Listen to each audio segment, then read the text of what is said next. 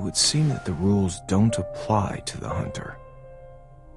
The hunter has hindered everyone since the beginning, regardless of their actions. But how was it that no one resisted the hunter? Was it because of the hunter's strength, or has everyone simply yielded to the hunter's dominance? Does the hunter take pleasure in this game? Or to put it another way, is that the real purpose of this game? It is ironic that the emergence of the hunter has forced this group of people, who had opposing interests in the beginning, to work together.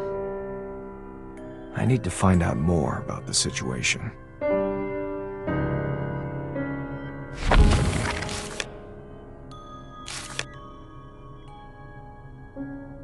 The information on the hunter is key. I need to know what he wanted to do next. Technique, patterns, disposition, traits, everything.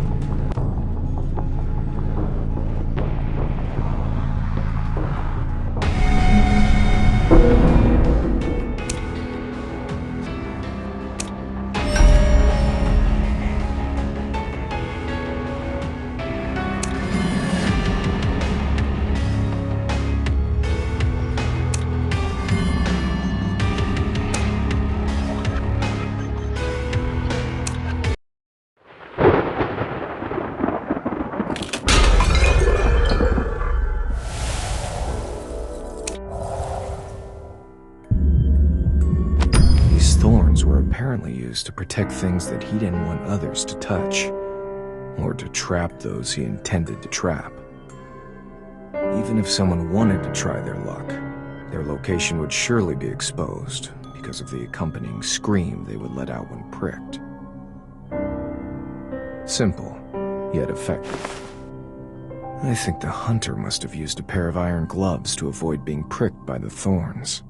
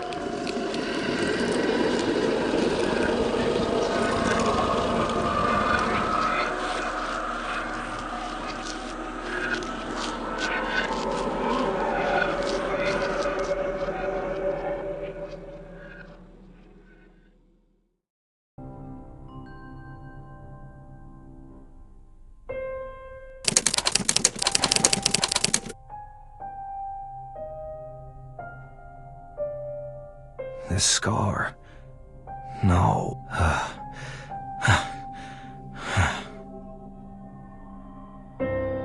I need to rest a while. I'm exhausted.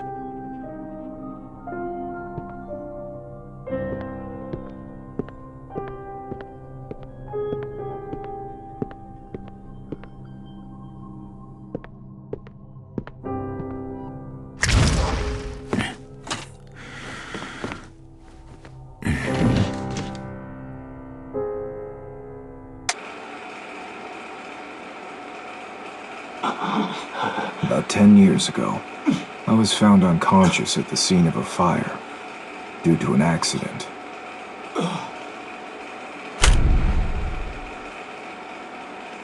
I wasn't injured, but when I woke up, I realized I had lost my memory. It was with the help of others that I learned I was a fairly well-known writer of detective stories, but I could not recall a single memory, even when reading the words that were written by my own hand.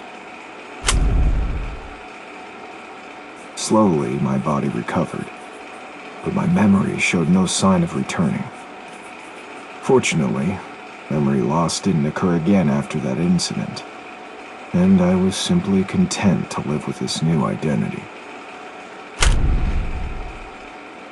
Things rarely turn out as one hopes. I was quickly discarded by the public since I could no longer write anything of significance, and the detective firm that I started wasn't getting any worthwhile cases.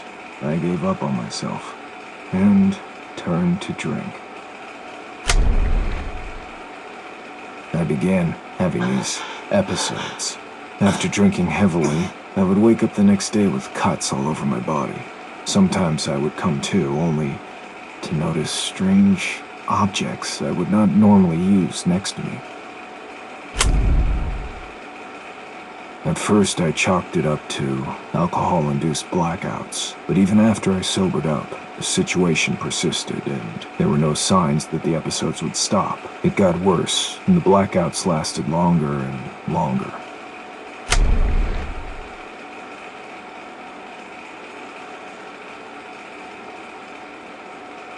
In the end, I realized the root of the problem, at least according to my neighbors. It wasn't memory loss, but another soul in my body that had awakened.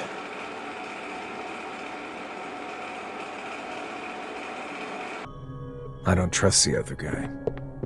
Even now, I don't know what he's done while I was asleep. But now, he suddenly appeared and said to me, "Trust yourself." Of course I trust myself, but not him. I need to prepare for the worst. If he really had something to do with this, I need to be able to prove my innocence. Who's gonna believe me when I say that two souls can exist in one body? This is not a time in history when people believe in things like witchcraft.